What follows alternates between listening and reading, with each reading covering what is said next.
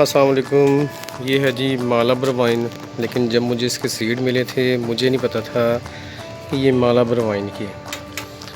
ये 5-10 को मैंने लगाए थे। ये देखिए इसके ना फूल निकलने शुरू हो गए। यानी ये अक्टूबर में नहीं फरवरी में लगाने वाला पौधा है। तो मुझे पता नहीं था तो मैंने लगा दिए। एक तो मुझे सीड का नहीं पता था, एक दूसरा मुझे ये भी नहीं पता था कि मालाबर वाइन के जो सीड है वो फरवरी में लगाते हैं। मैंने लगा दी थी अक्टूबर में और मेरे पास पहले भी ये लगी हुई है मालाबर वाइन। इसके सीड आए हुए हैं, फूल आए हुए हैं। एक इधर है।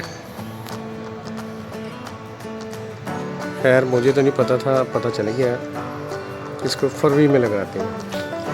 और 4 सीड थे, ये जल गया, ख़त्म हो गया। ये 3 लगे हुए। खैर इसको एंड तक मैं लेके जाऊँगा, देखते इसका क्या बनता है। और रूट वगैरह नीचे भी इसके नहीं निकली हैं। ज़रूरत पड़ी तो शायद मैं इसको बड़े गमले में लगाऊँ।